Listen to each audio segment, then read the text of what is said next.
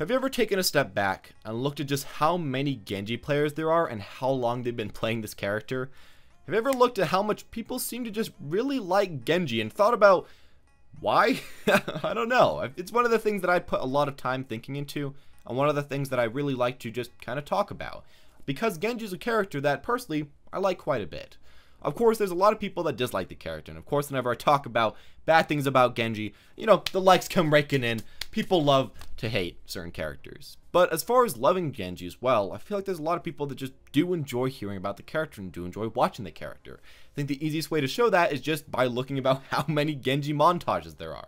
And that's a thing that I guess is really good about Genji. The way that he can really raise your spirits and really make you feel like you're playing a character that isn't simply just in Overwatch, but part of the world that, I don't know, has a big effect and is, well, I don't know, is just very impressive to watch. It's probably a great thing about him.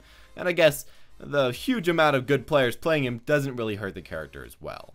Now, as far as Genji goes himself, I feel like the reason why a lot of people can main him so well and can keep playing him so often is that Genji's good in really every meta. Maybe not the best, and maybe not the top tier pick that you should be playing, of course in tank meta especially. However, he's been playable in almost every meta and in almost every team comp. Again, not the best, but good enough to keep up, and good enough to be a reasonable pick that if you're good enough with him, you can keep on going. And that's a thing that I feel like people really do connect with.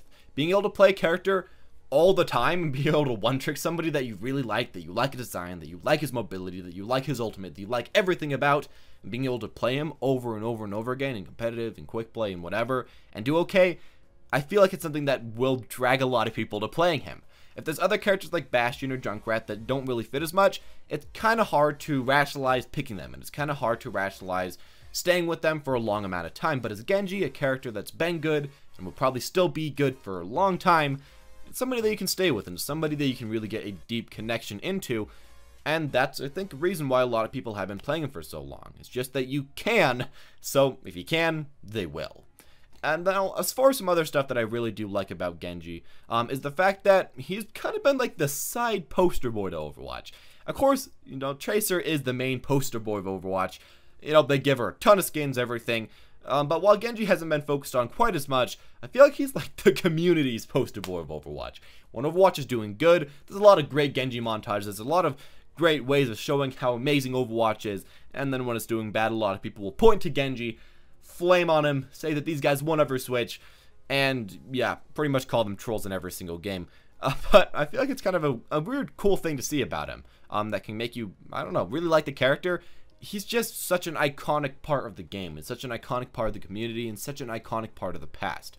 He's a thing that really connects the player to the game, and something that could make so that you'd actually enjoy just continue playing the game, because, you know, he's been in there for so long, and he's been such an important piece to the game for so long. Now, as far as actual endgame mechanics, what I feel like makes people love him is, of course, his carry potential, the amount of damage he deals, the amount of burst damage, all these exciting things, the amount of mobility that he has, that he can get from place to place to place with ease. That's all so great about the character. And I think when you add everything up, when you add all of his mobility, all of his damage, all of his combo potential, all of his just funness to play in, his overall exciting playstyle, off in the back lines, it creates a character that is continuously enjoyable and continuously interesting. Somebody that you can do different strategies with. You know, sometimes you can camp around the corner, wait to get some kills. Sometimes you can go into the enemy backline. Sometimes you can protect your own backline. You can do so much with this character. And I feel like that's really what makes Genji players want to keep playing him and keep enjoying him from now to whenever they decide to switch off, I guess. Now, as well, I guess a final thing I want to talk about is the amount of YouTube love for Genji and the amount of content that you can really enjoy for Genji. Genji is a character that a lot of people look up on YouTube, so a lot of people will make content about him. Personally, I love talking about Genji. I feel like he's extremely interesting, and of course, the views don't lie. People want to hear more and more about him, so I try to talk about him really as much as I possibly can. I feel like what's so great about him is that since so many people are looking it up, it makes so that more YouTube creators want to make more videos about him. So, you know, there's more videos, and that'll get more people interested in him, so more people will look it up, and it's a continuous cycle of goodness. Now, of course, this doesn't work for every single character. A lot of characters don't have this cycle at all, but as far as Genji goes, I feel like that can help you enjoy the character because there's so much content that you can indulge with, and so much content that you can learn with.